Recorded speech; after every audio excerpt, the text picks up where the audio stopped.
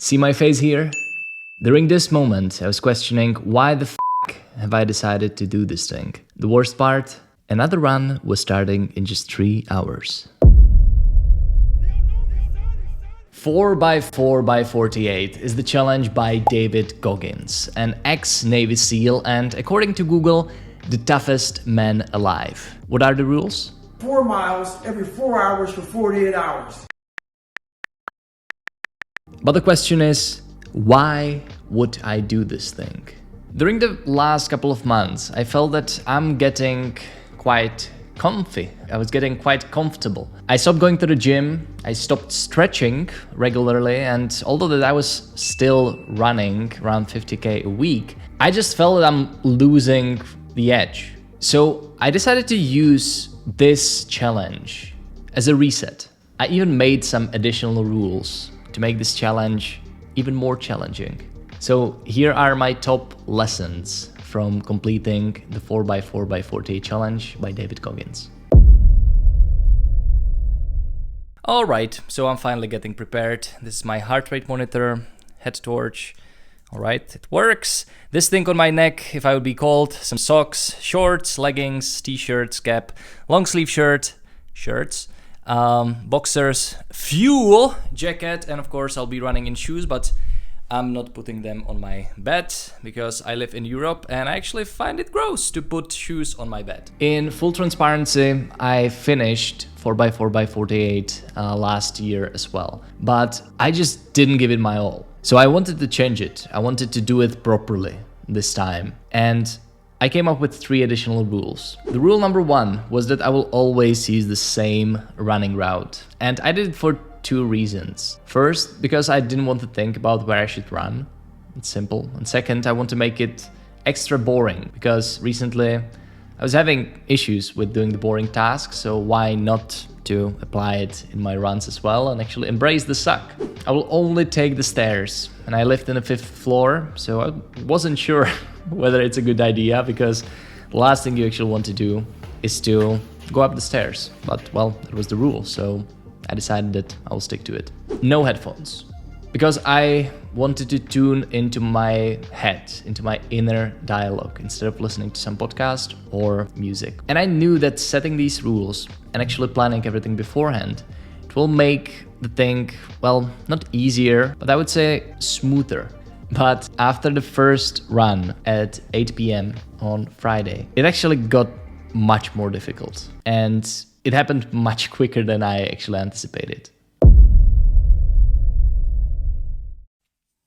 The first run was quite easy because I think that I pretty much ran on adrenaline. But the run number 2 at 12 a.m. and run number 3 at 4 a.m., well, they were much more challenging. And I think these runs actually showed me the reality of what I signed up for. But I actually found a good solution. And it will sound counterintuitive, but it is don't think. Whenever I heard my alarm in the morning, I immediately got up, I dressed, I put my shoes on, and I started running. Because if I would be thinking about, shit, I just don't want to do it, I'm tired, I need to sleep, it would be just much easier to give up and actually go back to sleep. But because I didn't allow myself to think, didn't give myself enough time to think, because I always set my alarm to like 10 minutes before the run, then it was just easier because I didn't have time to overthink. After the first tough night, I was ready to start my day. Run number 4, 8 a.m.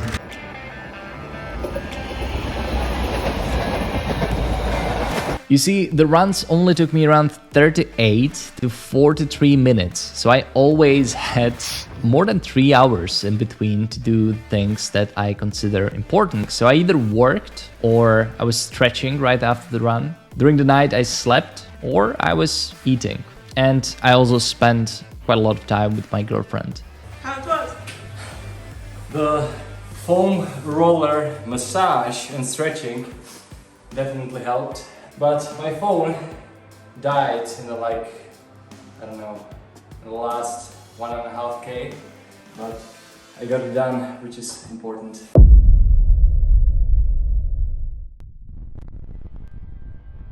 At this point, my body was jacked up and my left hip was starting to hurt a lot. But funny enough, when I started running, it always stopped. It didn't make the runs easier, though. Strangely enough, the runs that were always the most difficult were the 8 p.m. ones. And I guess it's because of that change from day to night, because I'm not really used to running during the night. So the complete darkness and of course the tiredness really took a toll. But there were still so many runs to finish. And when I was tired, I realized that I really cannot think about all the runs that are still ahead of me. I need to think about finishing this one, and sometimes about taking the next step. Because when you're in the middle of the night and when you're tired and you want to sleep, at least for me, when I was thinking that I still need to do 4 more runs, it was just quite demotivating and it was an overwhelming feeling. But if I focused on just this run, I could actually get through it. And this way, I always managed to go through the most difficult runs throughout the challenge. Okay, it's called run number 10. At this point, I was already getting close to the finish line, but I still wasn't there. And although I did my best not to think about all the runs that I still need to finish, sometimes it just wasn't possible. So I did what I always do when things suck. I leaned into the uncomfortable and actually embraced the suck. And once I've done it, I actually started enjoying these runs a little bit more, because I knew that I'm hardening my mind and that I'm doing something that is serving me well from a long run. But I'm not gonna lie to you, I just wanted this shit to end already. I want to go to sleep. That leads me to quite surprising thing related to tiredness. Because I expected that my performance will drop as I go through the challenge. But it actually didn't happen.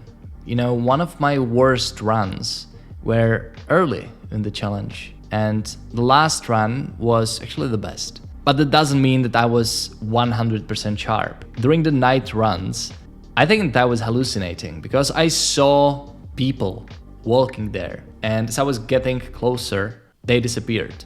And that happened multiple times during the night. I think it was the sleep deprivation, or I don't know what, but it was weird. Definitely something that I haven't experienced nor expected before starting this challenge. And speaking of things that I didn't expect, after I finished my last run, which felt amazing, by the way, I posted about my experience on Instagram and I tagged David Goggins there. And because I was just so tired, I think I went to watch Harry Potter with my girlfriend and just chill. After a couple of hours, I checked my phone and I saw this message. Not that it would be a goal to receive this message, but it definitely felt good. Now, as I'm recording this video, it has been only, I think, 5 days after finishing the challenge. So it is still quite early to say whether it had some profound impact on my life. But I know that it did one thing. It showed me that my mind is stronger than my body.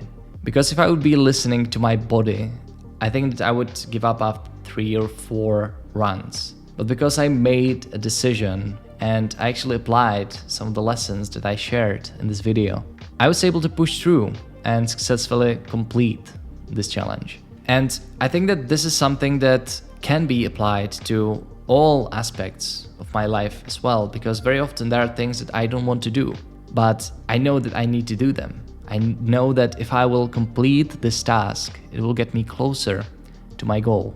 And I think that this challenge also showed me that with enough willpower, you can actually push through things that you would normally consider impossible.